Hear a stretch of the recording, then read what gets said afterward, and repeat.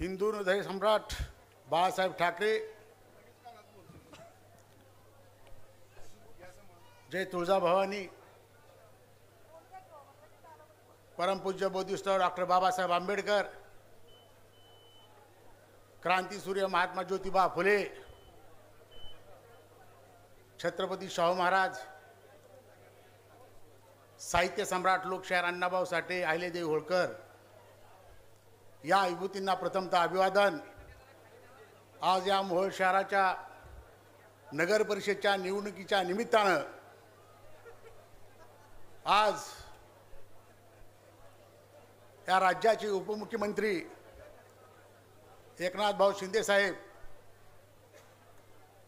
प्रचाराचा नारळ फोडण्यासाठी आज या ठिकाणी उपस्थित राहणार आहेत। बंधूंनो, या मोहोळ शहरानं आजपर्यंत विकास काय असतो हा कदापि पाहिलेला नसेल, परंतु एकनाथ भाऊ शिंदे साहेबांच्या निमित्तानं उद्याची होणारी निवडणूक, या निवडणुकीमध्ये आपण जर प्रचंड बहुमतानं 20 नगरसेवक आणि 1 नगराध्यक्ष जर निवडून दिला तर निश्चितपणानं आपल्या ह्या मोहोळ शहराचा चेहरामोहरा बदलल्याशिवाय राहणार नाही।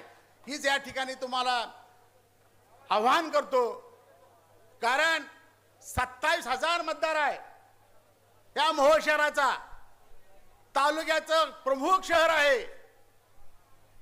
मोहोळ शहराला 500 आणि 1000 कोटीनं काही होत नाही निधीचा, ह्याच्या 5 पट 4 पट शेजारच्या अनगरच्या नगरपंचायतीला जातोय।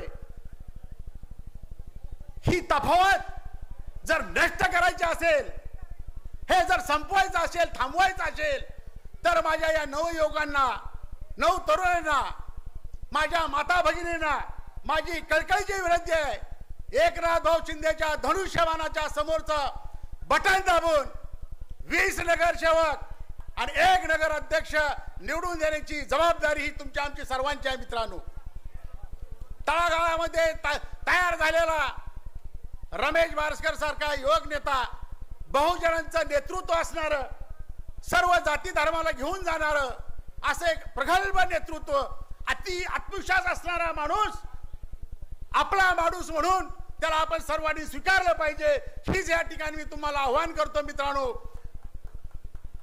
रमेश बारस्कर असतील, उमेशदादा पाटील असतील, चरणराज चौरे असतील, या मंडळीनं एक ताकदीचे एक मूठ वज्रमूठ उभा करून त्यांनी आपल्या या शहराचा चेहरामोहरा बदलण्यासाठी, या गावचे रस्ते असतील, पाण्याचा प्रश्न असेल, शुद्ध पाणी तर माहीतच नाही मोहोळ शहराला, जवळजवळ 40 वर्ष झालं या मंडळीची आता सत्ता देऊन पाहिली आम्ही सोबत होतो, परंतु आम्हाला कळालं आला बेरीज आणि वजाबाकी कुठे तर चुकायला लागले, आपण सुद्धा मार्ग बदललाच पाहिजे।